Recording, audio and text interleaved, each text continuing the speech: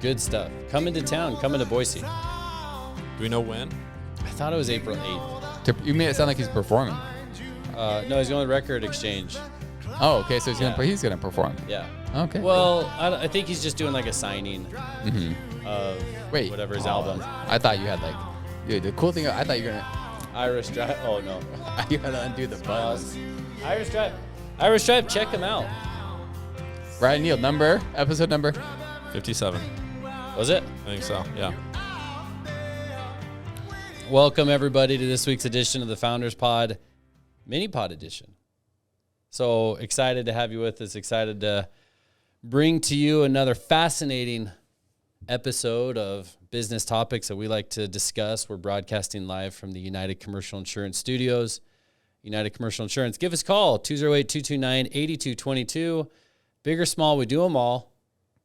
Okay, big or small, we do them all. Contractors, businesses, whatever it is that you want to do. Have you gotten a call yet for free cereal? The episode just dropped on Tuesday. No. And what was the deal? If you get a quote? No. Or you could buy a policy? You got to do the policy. I'll still do that. Still honor it. Still honor it. And it has to be part of my Mount Rushmore. Oh. Whoa, they got a limit. They have to buy policy. You get one. You get Hadios. They don't care if you don't like it. No, yeah. They if they're like grape nuts. Nope. It's not part of my. It's not part of my deal. So anyway, I'm here with my two co-hosts. My name is Brandon Miner. This is Jordan Hansen and Matthew Lamb. Welcome, gentlemen. Hello, welcome. Thank you. Heyo. We're here. I'm gonna have you guys list. So we're gonna. I'll introduce the subject here in a little bit. Wait, hold on. But video, we're here. That's right. As you can see visibly, we are here. We're gonna have YouTube. We are on YouTube. Go check us out. Leave a comment, subscribe, say hi. We respond to those comments. It's going to be at the Founders Pod is our handle. YouTube.com at the Founders Pod. Also, Spotify video, hopefully. Coming soon. Coming soon. Okay, I'm gonna throw this out there. Post a comment. We'll select a comment to get a shirt. There you go. Ship it. We're gonna ship it. There's an episode that hasn't released yet, but I said we'd send a box of cereal. So, box of cereal and a shirt. The issue with the shirt is I hope you're large or medium.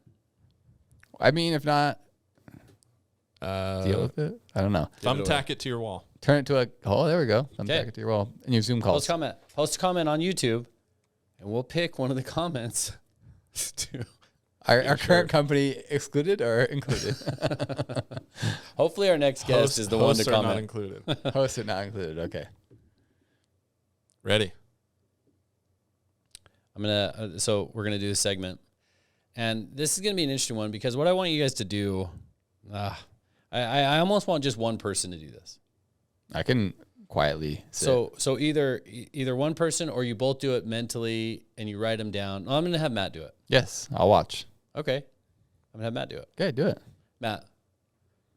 I'm gonna give you items and you have to rank them as you're going. You don't know the next item. Okay. Does that make sense? Mm-hmm. And so I'm gonna tell you an item and you have to rank many it. Items there's though? 5 items and this is the top 5 appetizers. Okay? Okay. Rank these without knowing the next one. So your number one choice is nachos. Wait, this is the first on the list. He has to rank it 1 to 5. 1 to 5. Not knowing what the other ones are. Not knowing what the other ones are. And this is my preference, like what I like. Sure. Nachos. Where would you rank that in top 5 appetizers? I'm going to play it safe and go 3. Okay, nachos going 3. Okay, the second one, sliders. Ooh. 2. Buffalo wings. Not a big wings guy. Put it down at the bottom then. So I'm going to go 4. Bone in. Whoa. Okay, 4. Not a big wings. Well, we got 2, 3, 4 now, I know, right? but if you already know you don't like this one. Spinach dip. Is it artichoke spinach dip?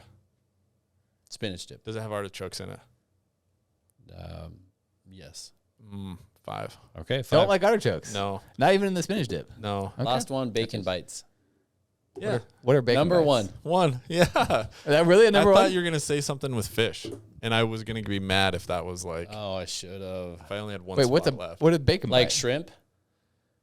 Breaded shrimp I'll eat. No, just like a shrimp cocktail. Like cocktail sauce. Would have been your number 1 appetizer. I could have eaten that if it was fishy stuff. Not number one. Wait, but what are bacon bites? Yeah. I don't know.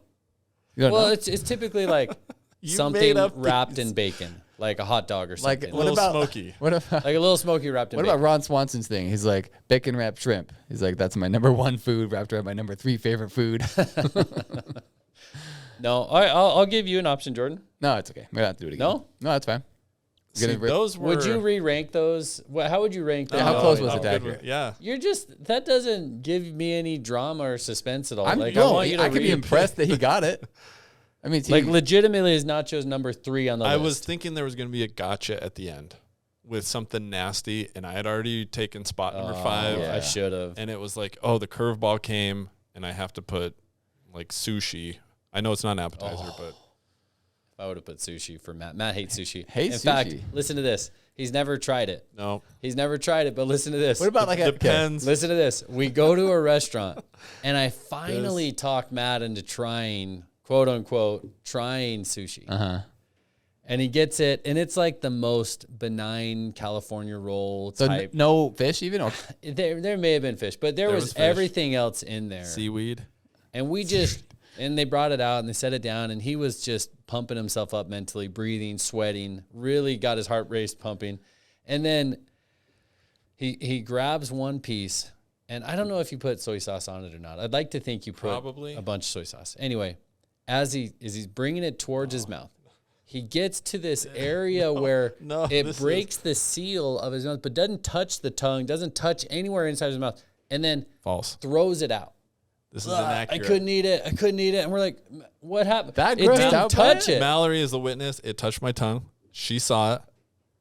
Okay, She if might it- just be being a good friend. we would have needed slow motion replay, zoom in to know, because it went like Like you're that instantaneously freaked out by it. thrown out.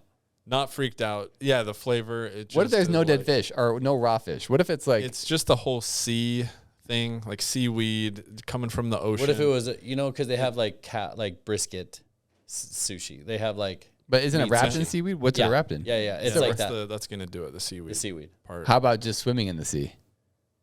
What if I swim in the sea? Oh, I'm good with that. What if a little bit of seaweed gets in your mouth?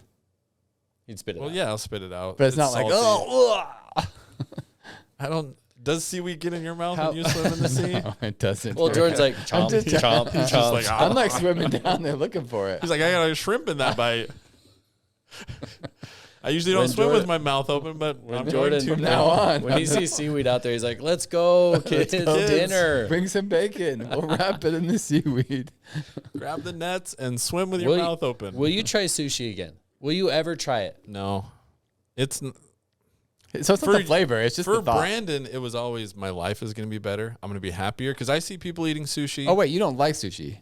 But you wish you did. I want to like it. I eat it. Uh-huh. I eat it. And I look at people eating it and I see them as glowing, happy, Successful. successful people Better. laughing, They're better people. sharing their lives with other people that are of equal happiness. And I want that. I This yearn is for like that. the Great Gatsby kind of like, right? Like family, like high. Yes. Yeah. Yeah. That's essentially going to a restaurant, seeing people eat sushi is like me getting on Instagram. You know, You're because I looking at- look around, I'm like, oh, man, I wish I had. And their Mallory life. likes it. No, she doesn't. She doesn't either? No, she Oh, doesn't okay. like it. I thought. No, but I actually, there's times where I've eaten, I'm like, wow, I really, really like that. There's places I've eaten sushi at, and I really like a lot. But I rarely crave it. When I put it in my mouth, I could have bet that they got it out of a pond out back, and it was just like sitting in the mud. It was just like a classic. I don't Matt know. knew what it tasted like before he put it in It's his like, mouth. I know I'm not going to like this. Well, I And- think it like- got when it gets so close, you smell, you taste.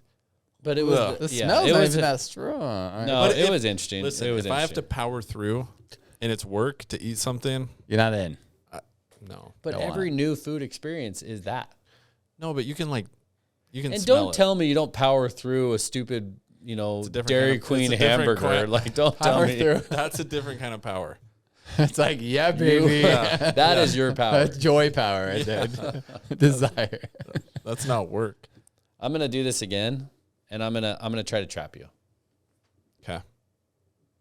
we doing this right now, or know we're doing it that. later? No, later. It'll be Another later. time. But just know that I'm gonna try to trap you. Because you're probably going to have 2 decent ones and 3 bad ones, is what I I'm would gonna. suggest. Yeah. Okay. I'll try. Yeah. I'll try to. I really want to give you a difficult decision, even though you're not sweating at all. Okay.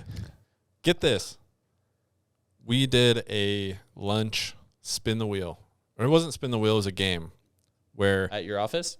you were there. No, this Oh. was here. We were driving to go lunch. Oh, that's right. Everybody got a turn to say which way we turned, which way Okay. we went. I remember this. We end up at Dairy Queen.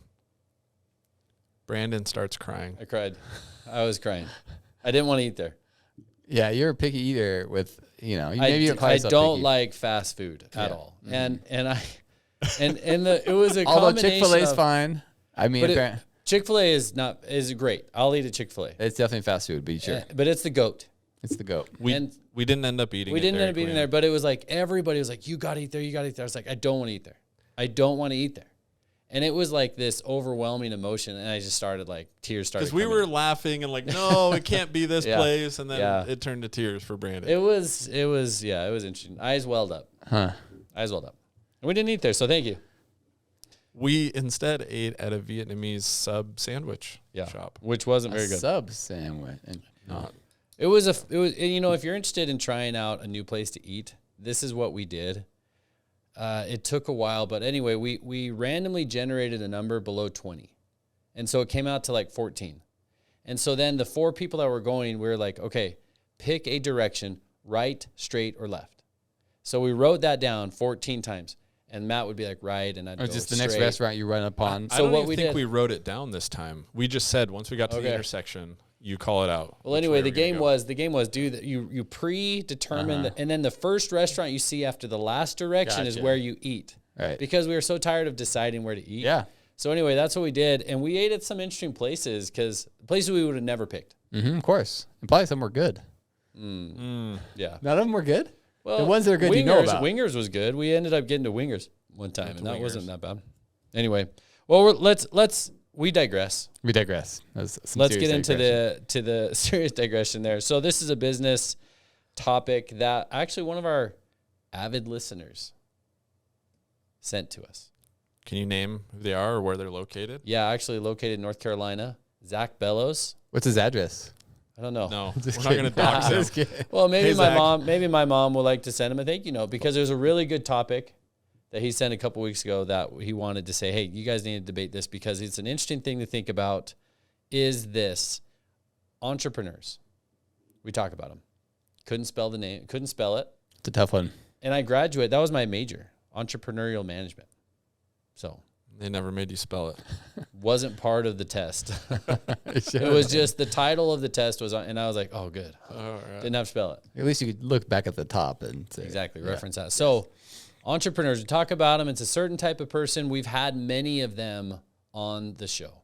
In fact, everybody that's been on the show has either run their own company or started it in some way, shape, or form. But the question is that I pose to you, are entrepreneurs made or are they born that way? Right. And first we have to get a definition of what is made and what is Correct. born, right? Correct. So that's the question. How would you define born versus made? Yeah, I would say just for simplicity, not necessarily because it's right or more accurate, but simplicity, born would be someone, as their 18th birthday, they are an entrepreneur. That's what I'm defining as born.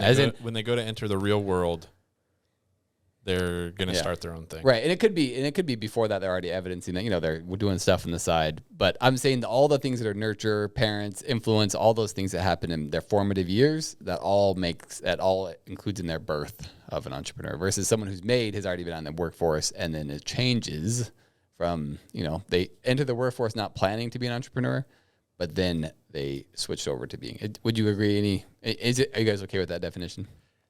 I think the hard part is, it's almost like, in my opinion, and I'm okay with the definition. I think that's fine, but it's almost like your circumstances dictate whether or not you're an entrepreneur or not. Right. Which is something I'm less comfortable with. Yeah, but we don't know. Like someone who's just born, it's like we take all the parents away, all that influence, what they would do. We're not going to be able to tell that. Here's what I would propose as a born entrepreneur. Okay. Okay. No, if you take them out of their setting and you put them into a separate setting, would they be an entrepreneur there? And we don't know, but you're saying maybe we could guess. Yeah.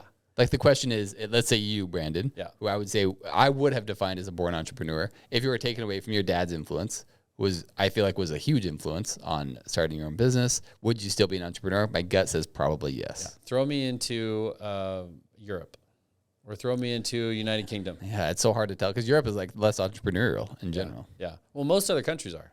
Most other countries are. Maybe not China. I don't know. Probably. Who knows? Doesn't matter. Anyway, so that would be my caveat on the definition of born or made. You know what I mean? Mm-hmm. It's like the environment can make you an entrepreneur, but the people that are born entrepreneurs are going to do it no matter what environment they're in. But yes, I totally understand what you're saying. Like basically by the time you're 18, you just head out on your own because that's what you're ready to do no matter what. Yeah.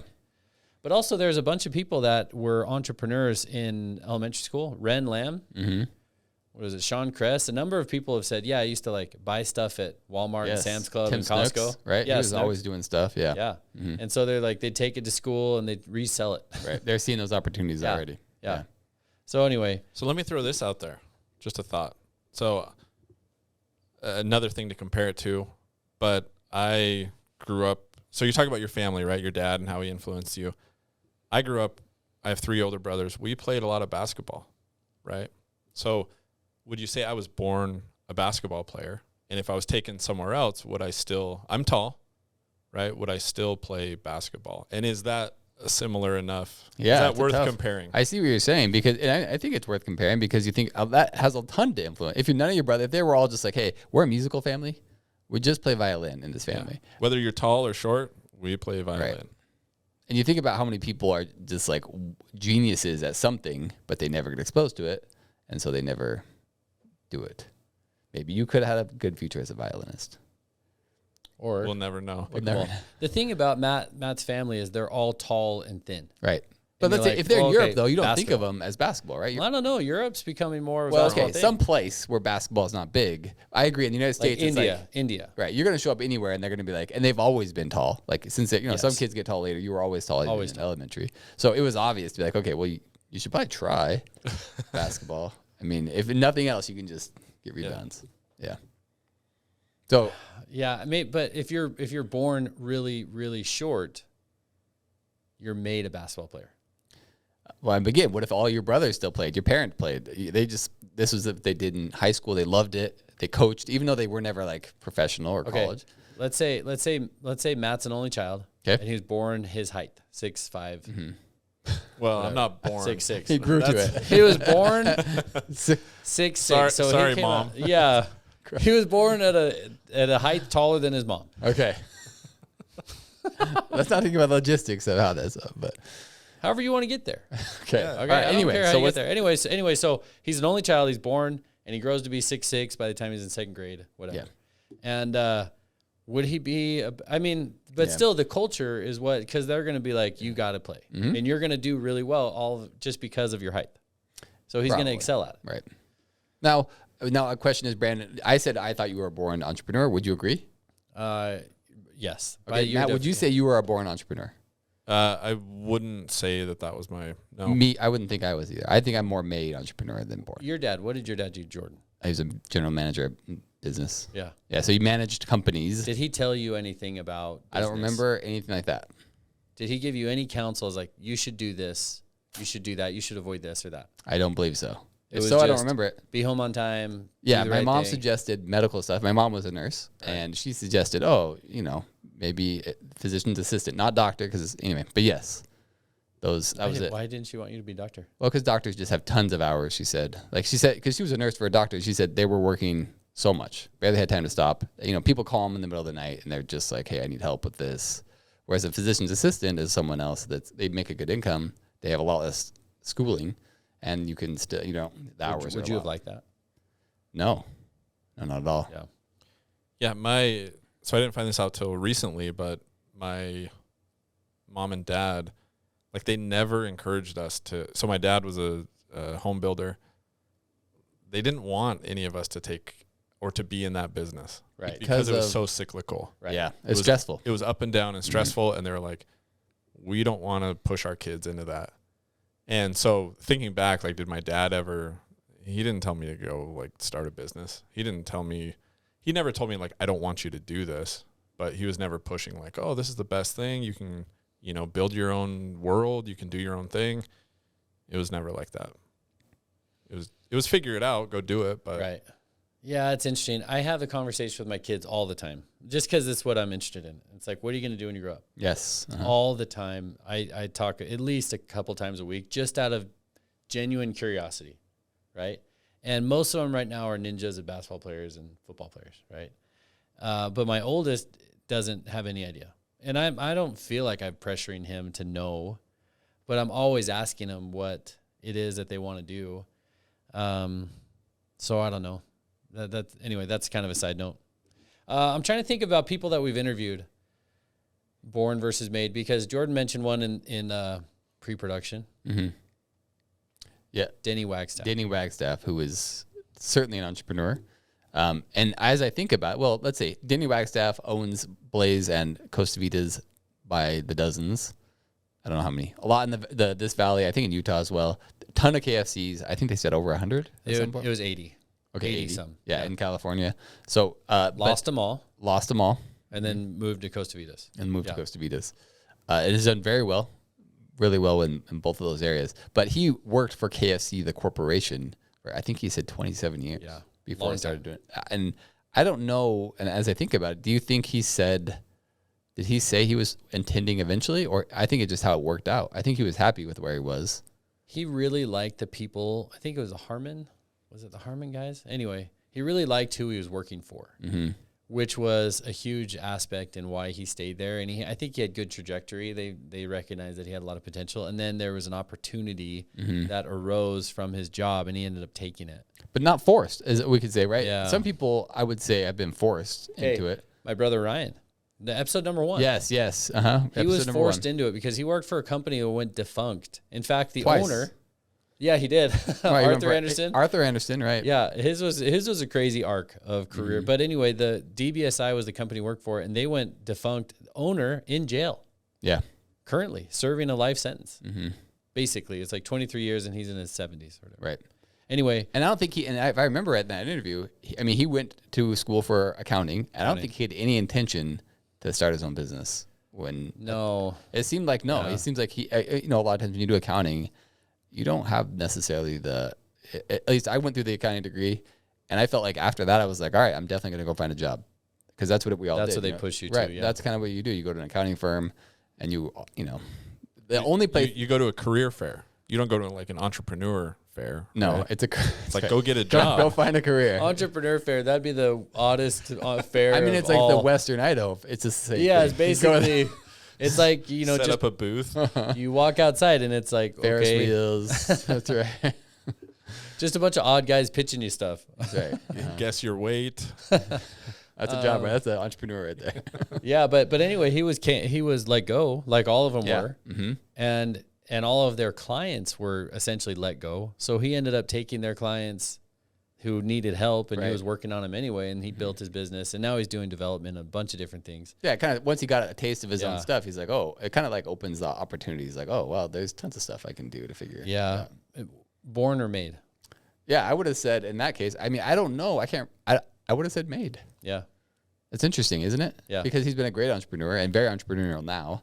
But I think when his intention when he graduated from college was accounting, for the rest of his life. Yeah. In a lot of ways, that partner, whatever. Yeah. was. Well, and then there's another one, Jen Arnold. Remember her? Mhm. Rhino CrossFit. Yeah. I think it had an interesting story. She was a teacher, I believe, for a long time, got into a really bad accident. Yeah, that's right. And She couldn't do it a number of years, she just was in pain all the time and really bad shape, gained a lot of weight, this and that, and then found CrossFit, and then was going to move to Boise from Las Vegas, and said, I can't move there without this. And they said, why don't you just start That's right. it? That's right. That's right. Because she didn't own one in down Las No. Vegas. She moved. Yeah. Yeah, you're right. You're right. So that was like almost like a forced, not being fired, but almost like I can't be without this. I bet other people want it as well. Yeah. I'm going to just do it. So she was made, her circumstances really pushed her to doing that, because not only did she love it, it was a big part of her life, but she was moving to a new location. Yeah.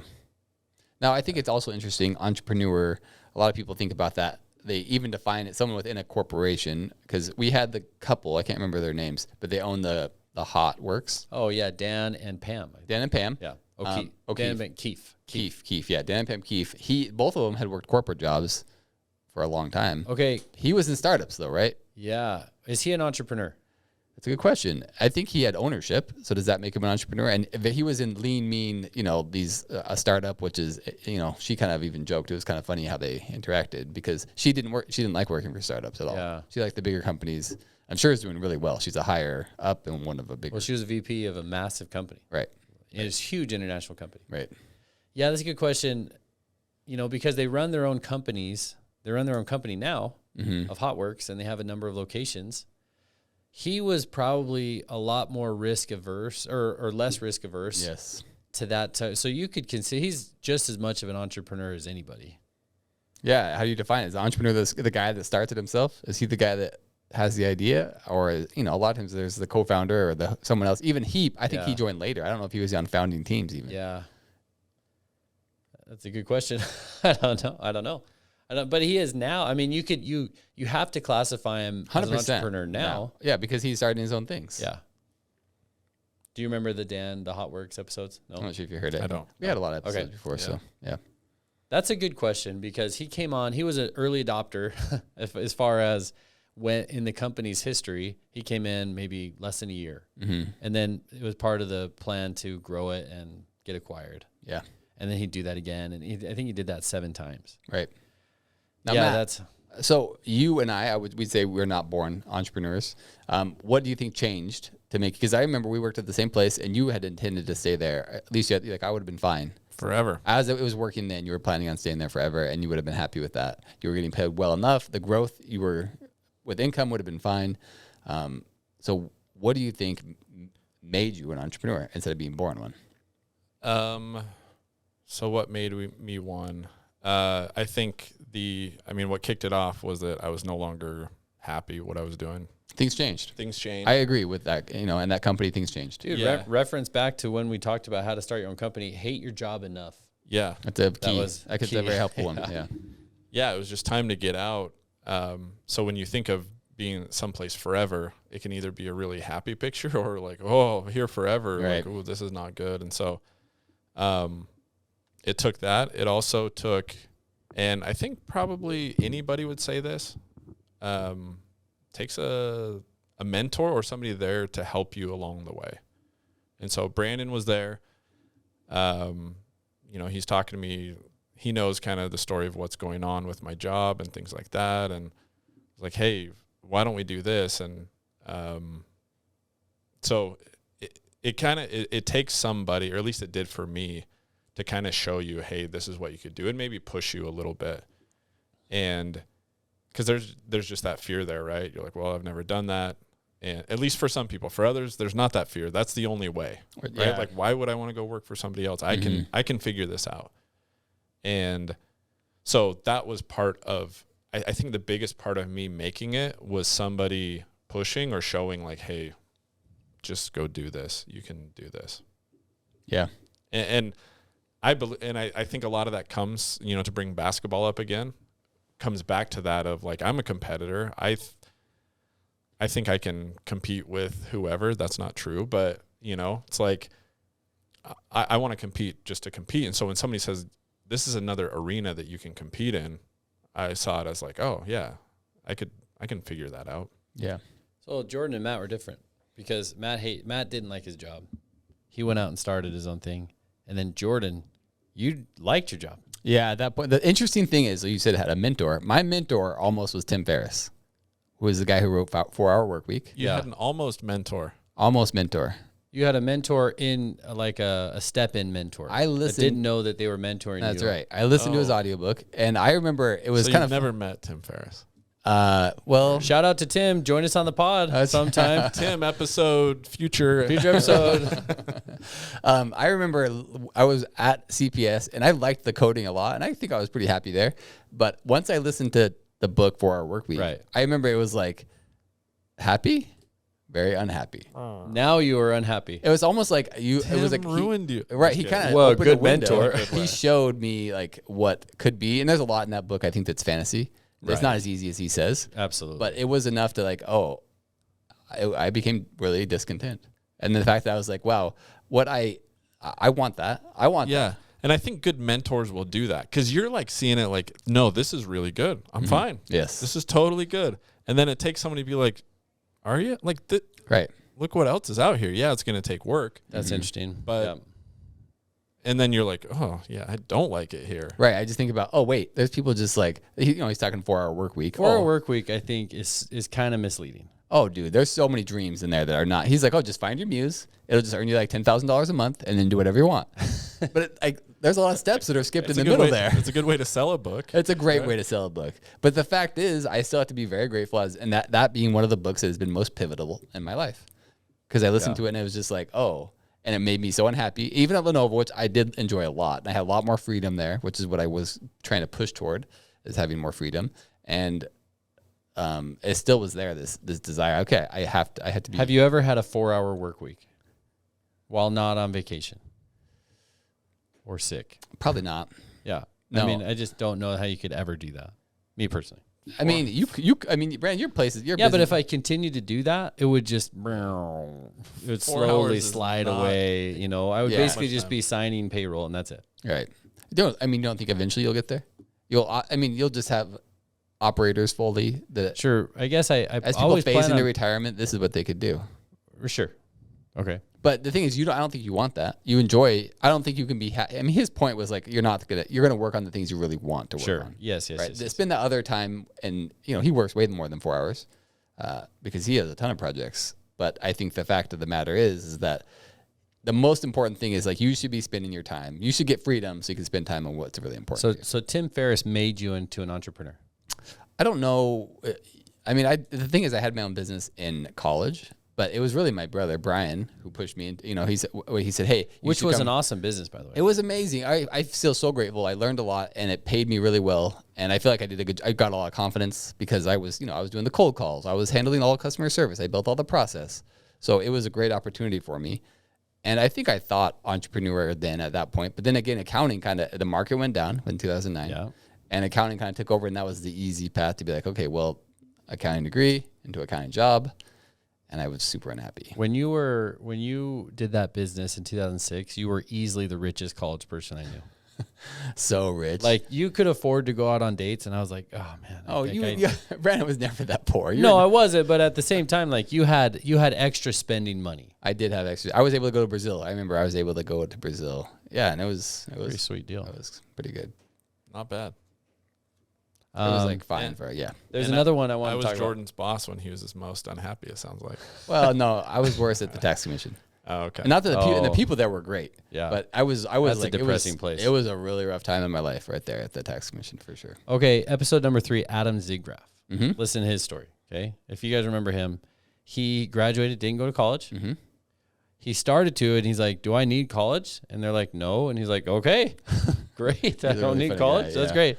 And so he kind of bounced around doing his own thing. Didn't ever think he was an entrepreneur Yeah. until the situation appeared to him where he could buy somebody's roofing business, and then that just took off. And the funny thing is, it was like I bought his roofing business, and really what he did is just buy their phone number. The guy handed him the phone.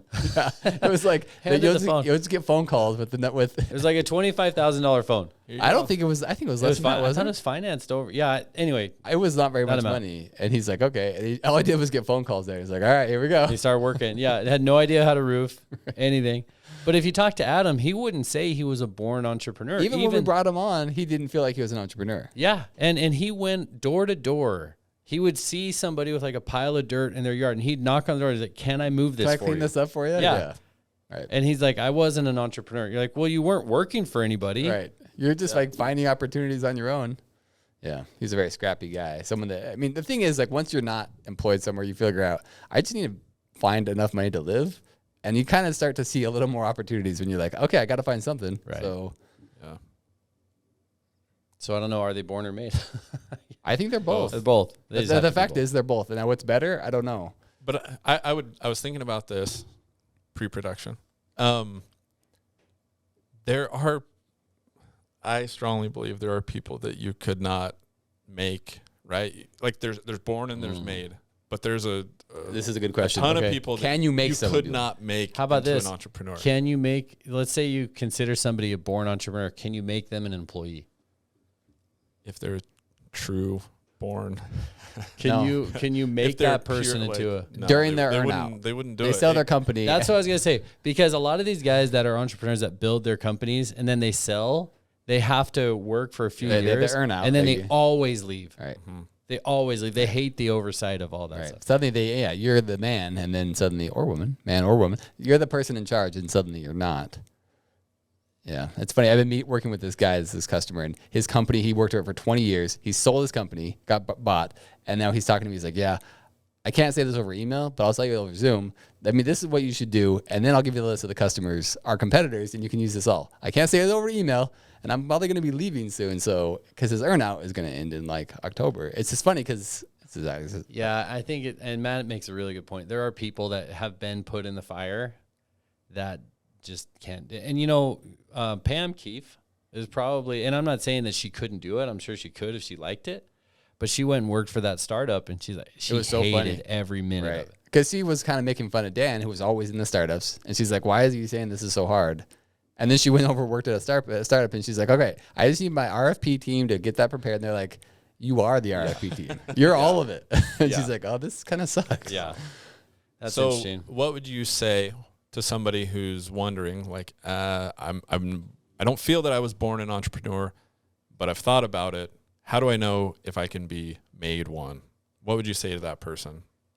Don't you think that, everybody that does their own thing, everybody that becomes an entrepreneur has a burning desire at some point or another to have a 4-hour work week or leave their job, or they're so motivated.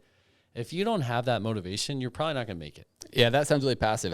He's like, maybe, I don't know. Yeah. And that sounds pretty passive. So I don't feel like that would be something I don't think it's worth. It's easier to have a job. And so It is. You have to really dig down on some of these things and like really dig down. Matt, what he went through, Matt said 5 years. His business has been up for 5 years. 2018. Monday. that's Citadel? Citadel, 5 Yeah. years. 5 years? 5 years. Yeah. Dude, it's gone fast, huh? Really fast. That has gone fast. And you know what's interesting is his company's had the highest highs and the lowest lows I've ever seen. Right. With COVID. Yeah, you when got you mix huge COVID spikes. in that 5 year period, Things go crazy. yeah. It went nuts. And so you have to get through it. And it's not for the faint of heart, right? And a lot of people leave in there. Which is funny, because you can get laid off but yeah, I look back at Lenovo, it was way easier. Like the paychecks were great, huge bonuses, and it was like I had a lot of freedom. I still felt guilty sometimes going on walks in the middle of the day. And that's why I was like, I don't want to feel this guilt anymore. I want to be able to know that I'm going to do a good job and I can go on a walk still whenever I want. Yeah. Mark Cuban, he has that famous quote. He's like, you could pay me $2 million to go work for somebody, or I could make, $100,000 a year doing my own thing and having a harder life and working more. And I'd pick that. Yeah. The latter for him. Yeah. And I'm sure he's a born type of a guy or whatever, born or made. Mm-hmm. He's done amazing things. And, he's never going back. Like, I feel like almost once you make that conversion, you can almost never go back. Yeah. So Matt, your question, can you make someone be like, Yes, you can. Yes. You can make somebody into an entrepreneur. Right? Guide them, right? what was you can't when you have a force them. question of like, there were people, are Yeah. there people that could never be an entrepreneur? Yes. I think there are those that you try as hard as you want, they're not going to make it. Well, if they have the desire, will they make it? I still think there's those that, even if they have the desire, that they're too out of touch with reality, or, and I think this goes to my history with programming, teaching people to program. Yeah, I wonder if it's a different skill set though. I don't know. I it's definitely a different skill set.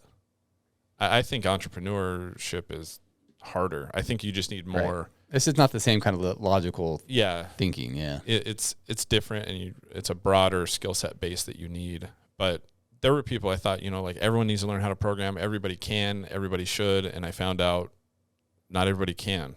Even if you try and push it, it still doesn't happen. So I think, like Brandon said, I think that desire has to come from within, and it has to be a burning desire. And that's what's going to push you over the top. That's going to push you over that next problem, because that's what happens. Problems keep coming, and you've got to have some motivation pushing you over. And if you don't have that, you're not going to make it. But also there's other things too that if you don't have, you won't make it. Yeah. I wonder that desire and a ability to be able to just persevere almost are like the most. I think that almost anyone can do it if they have the desire and ability to persevere. I think of Orville Thompson. Yeah, who did Cincy. I remember he talked about he was doing a ton of different stuff and did not do well at most of it. Yeah. And I'm not trying to say like I'm not trying to tell people not to start stuff or that they can't. I think if you have that idea or whatever, and I made my comment, you said, well, that's kind of passive. And I think just start, right? If you have that idea and you're wondering, should I do this or can I do this? Like, well, just try it. And then you'll find out. Yeah. Is it worth it? Yeah, and I find a lot of times once you start doing stuff, you start seeing other opportunities. Like a lot of times even the thing you start with, that's not even what the end is, but you being out there, you're like, oh, I see these other opportunities. Like I think with Jeff, for example, he worked at, you guys saw Minor. Yeah, and you, right? Because you're working with Jeff. I mean, he was doing drug testing. Yeah. He saw the opportunity of compliance.